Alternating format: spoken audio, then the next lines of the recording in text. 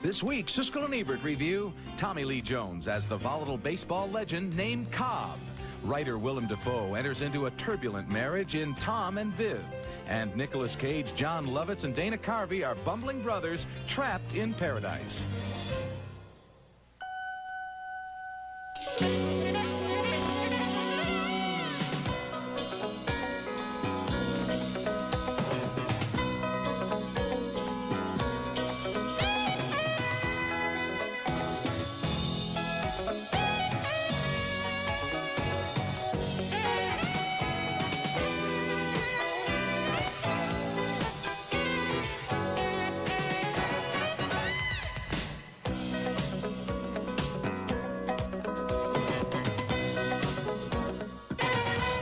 After lie has been told about me. My entire life, I've been misunderstood. You are the very fortunate young sports writer who has been chosen to tell the true story. Tommy Lee Jones plays Ty Cobb, the toughest baseball player of all time, and many say the greatest. In Cobb, a very different kind of film biography, and one of 5 new movies we'll be reviewing this week on Siskel and Ebert, along with a comedy in which Nicolas Cage has to take care of 2 dim-witted brothers, Saturday Night Live's Dana Carvey and John Lovitz, and also the story of Nostradamus, who foresaw events hundreds of years in the future. Was he a fake? I'm Gene Siskel of the Chicago Tribune. And I'm Roger Ebert of the Chicago Sun-Times. Yes, he was a fake. Our first movie is Cobb, which deals with the last months on Earth of a man who was the greatest baseball player of all time and also one of the greatest SOBs. A vicious, mean-spirited, drunken, violent, racist, and rapist psychopath who was so hated in the world of baseball that even at the Cooperstown Hall of Fame, the other members locked him out of the parties they were holding in their hotel rooms. As the movie opens, Cobb has hired a sports writer named Al Stump to write his life story, which he envisions as a heroic tale with all the unpleasant parts left out. You can't call yourself a prince and a great man.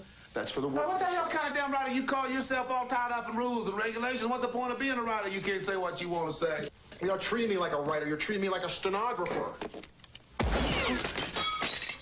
That's Tommy Lee Jones in one of his best performances as Ty Cobb and Robert Wool as the would-be autobiographer. They go on the road together, Cobb dictating his story while the writer becomes increasingly disillusioned by the reality that's sitting right next to him. I didn't care that they loved and cheered and adored Babe Ruth. I did care that they respected his ball playing. They built Yankee Stadium for him with a 297-foot right field line. My sister Florence could hit the ball 297 feet. Oh, come on, Ty. Aren't you going to give Ruth credit for anything? He ran okay for a fat man. During a stopover in Reno, Cobb knocks Stump unconscious, grabs his girl, yanks her into his room, and prepares to rape her. What's that? It's my hair. Put it back on.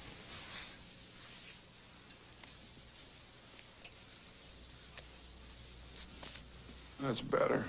That's Lolita Davidovich as the assault victim. As time goes on, the writer becomes chauffeur and nursemaid, and Cobb's condition worsens prior to the Hall of Fame dinner in his honor. You've got to have your cane. I don't have to have anything. You'll help me out. In case I wobble, something like that, you put a hand here, you over here, you keep me upright, I'm going to be all right.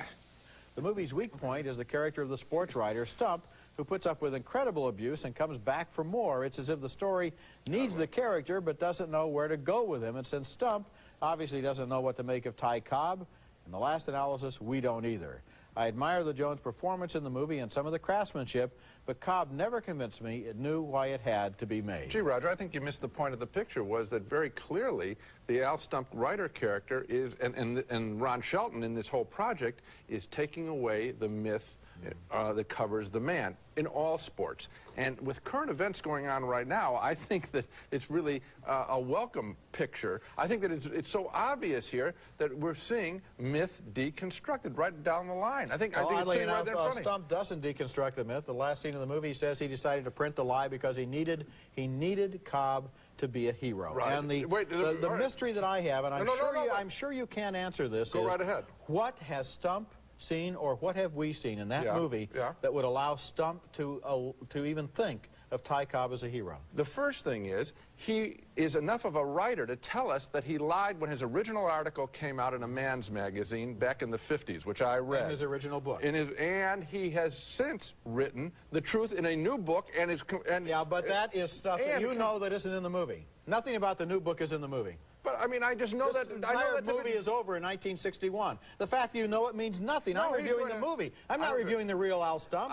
There's nothing in this movie to account for that. No, he says so. He talks about himself and what it is like that he helped create a myth. All of these sports writers create and guard myths. Because he needed a hero. Now, my second question. What in the world about Ty Cobb would make him think of him as a hero? He says it you just answered the question. He says it at the time, in the 60s, that he wrote him as a hero because of his competitiveness and because of his great achievements on the field. And lots of kids bought into it, including me, who I never revered. Says that in the movie. What you're doing is you're taking all this hindsight and all of your theories about Ty. If you look at this movie, you can't tell me why the character is likable, why anybody wanted him to be a hero, or what the point of view of the movie is. Do you think that Al Stump thinks the guy is likable? He thinks he's charismatic in some wild way. He never says that he's likable. Well, I think that one of us missed the point of the movie. Anyway. I think that's real clear. Okay, next film, and it's Tom and Viv, a brilliant drama about the private married life of the great man of letters, Nobel Prize-winning poet T.S. Eliot. Based on a celebrated play by Michael Hastings, this is the story of both Tom, the American, Eliot, and his first wife, Viv, the daughter of British gentry. Eliot, the play argues, wanted to be as British as he could be, and that inspired his choice of a wife. Willem Dafoe is Tom, Miranda Richardson is Viv. I want to live in Europe and write poetry. I love you. I love you more than life itself. But Viv has a medical problem that causes wild emotional swings. She can get very violent, but her parents and Tom cover it up as best they can. Rosemary Harris plays her mother. Before Vivian rushed you headlong into this, did she tell you anything? Nothing? Nothing at all? As Tom's fame increases, Viv's condition threatens to become a scandal, and the local bishop attempts to intervene. Oh, I see. You're up there. Well, if you like, I could go up to the roof and see how long I could dangle in here.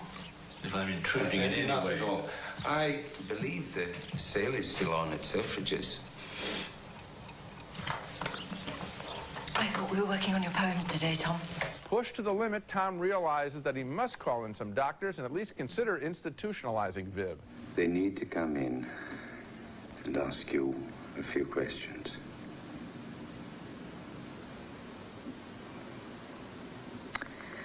You won't let them take me away from you, Tom?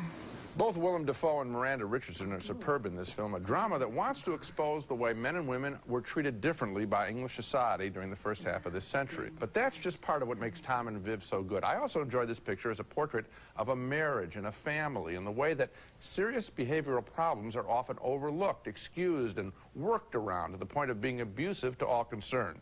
I really felt as though I was watching True Lives in Tom and Viv, a most impressive new film, just opening in New York now and the rest of the country in January. The movie didn't work that well for me, Gene, and I'll tell you why. One of the problems that I had all through the movie was that the relationship between this man and this woman is a complete enigma. And it starts out that way. We never understand why this shy and emotionally backward man is attracted to this woman or what he sees in her. They get married before he could possibly ever know what he's getting into. I think that happens to a lot of different people, and it probably happened more in the early part of this century than it does right now. I think it's also very clear the film establishes it very well that the reason why he wants to marry her is because she's part of English society, and that's what he wants to buy into. Don't you feel, though, that Willem Dafoe in playing T.S. Eliot is so opaque, and the script is so opaque, that we never really understand exactly what his motivations are, and that, in fact, he is a complete monster in sending this woman away for 11 years, till she dies, never even talking to her for the last 10 years of her incarceration, even though really she has done nothing wrong except to fall victim of the setup that this society has for hysterical women. Well, what you've given is not a bad précis of the movie, and so what's wrong with it? Well, because I never understood who these people were and why they were behaving I think you this way. just described it very well, that he is a monster. That's the hard charge of this movie and the hard charge of the play, which caused quite a sensation in England. I know. Well, of course, but there's more than one side of the story, but the thing is, in the movie, I keep feeling that I'm looking at the outsides of these people. I got I'm so never really involved in this understanding family, how they really get involved. I'm telling you that this family relationship and how they tolerate and hide what's going on, the secret of a family, that's a story that's eternal and constant and modern. I thought it was very well done. When we come back, Nicolas Cage, John Lovitz, and Dana Carvey play three crooks who spend Christmas Eve trapped in paradise. I just robbed these people. I don't want to get to know them, all right? Alvin Purple, you have been labeled a kleptomaniac.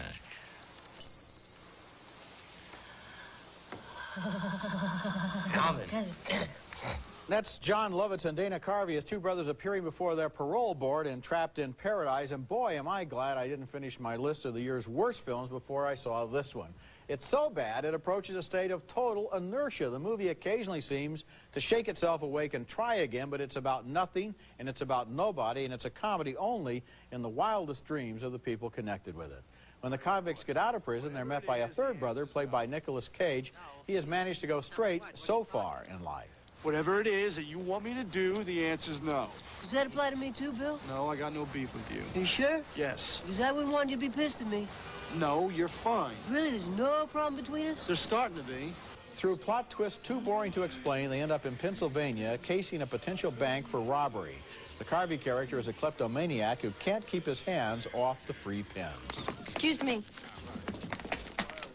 Those are for the children. And you know, the sign says take a pen, not take all the pens. And that's Machen Amick as the watchful bank employee.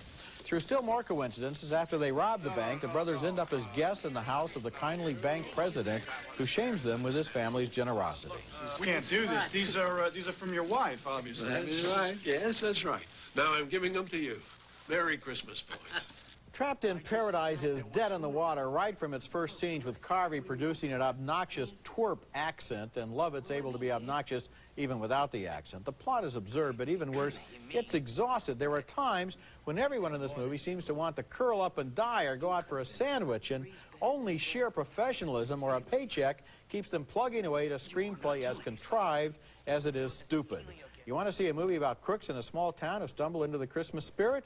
Rent a picture from earlier this year called The Ref. It's a lot better than this one. Well, it is. A lot better. So is any picture. This is a pretty bad film. And I think what's really annoying is Dana Carvey and John Lovitz. These are guys from sitcom TV or from sketch TV, Saturday Night Live, and they're playing in a whole other movie, in a whole other style than Nicolas Cage, one of our very finest actors. In fact, the relationship that's hinted at in this film between Nicolas Cage and Machen Amick could be as appealing as It Could Happen to You with Bridget Fonda. Sure. These are two wonderful movie actors, and you've got these two TV performers who are winking and blinking at the screen, not realizing that their acting style is totally inappropriate for feature films. They don't understand the long run. They don't understand the arc of a movie.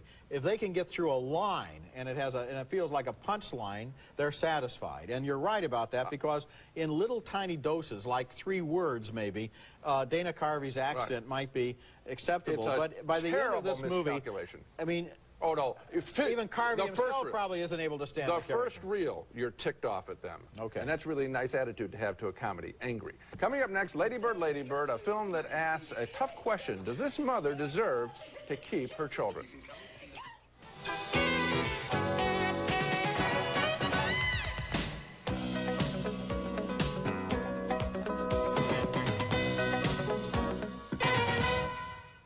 You left the children alone in the room. I know I shouldn't have left the kids alone. Now, if you don't cooperate, then we will have to take all your children into care. A woman who was abused as a child finds herself trapped in an abusive relationship that leads to a tragic life for herself and her children in Ladybird, Ladybird, the new film from Ken Loach. And what a powerful drama this is. One of the year's best, I think, based on a true story of a woman who wanted to have a family more than anything, even though the state had declared her an unfit mother after she left her kids to go to a bar and a disastrous fire broke out in their home. That leads to scenes like this, where social workers and police take away a baby she's had with a new boyfriend. Chrissy Rock plays the mother in an unforgettable performance. Oh, please, you can't do this. You can't do it. You'll be able to see it. No, no, you can't take it because it's all different. It's not the same. Take your things off. Take your things off. And show no, you've made a mistake. Please, you've made a mistake. Please, please don't. Please, Maggie, we'll have a case conference. You'll be able to talk about it, but I have to... But she persists in having children, which angers her friend and makes us question who is at fault here, the state or this stubborn woman. What were you thinking of? Going in for another one? Look, Marie, me and George are going to have a family. If it takes for the rest of our lives to try, we're going to have a family. You've got your 2 kids, we've got no one. So me and George are going to have ours, whether you like it or not. Give us me back, I'm going home. Ladybird has the feel and the look of a documentary, and Chrissy Rock's performance is uncannily realistic. What impressed me about this movie is just how easily it joined me in its debate. I found myself angry at her and at the system in this remarkably even-handed Ladybird, a terrific movie. You know, it is a fabulous film with a great performance. And, you know, recently people have been talking about possibilities for Academy Award nominations, and they say there's a shortage of great female performances this year. If they don't nominate Chrissy Rock, they're not looking for great female performances. No, we know they're not. It's an independent film. It's from Great England Britain and so forth. Yeah, I mean, they don't, you know. Now, the amazing thing about her is she was a barmaid who had never acted before. Her friends entered her in a stand-up comedy contest. The director saw her on stage telling jokes and cast her in this movie, and there was probably not an actress in Hollywood who could come within 10 miles of this performance. She is so strong here as this tortured woman, and you're quite right. The movie shows, it's not slanted.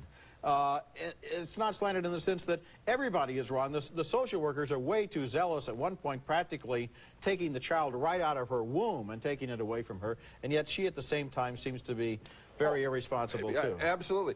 You know, in American movies, there's one group of people that is ignored constantly, the working class. We get very few films about the working class. Ken Loach in England, and England generally in its films, makes movies about the working class, and it's refreshing to see real people on the screen. When we come back, the story of Nostradamus, who could foresee the future, so he said. That's him!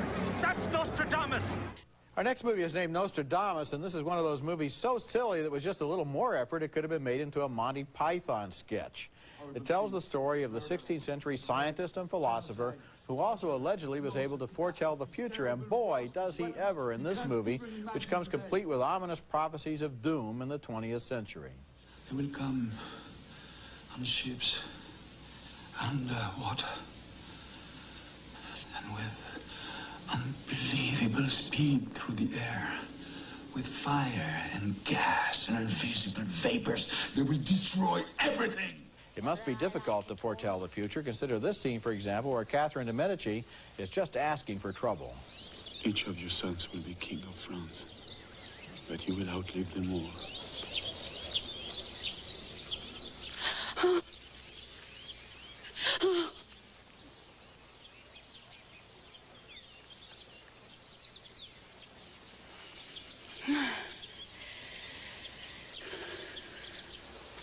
Then I will prepare myself for some terrible times ahead.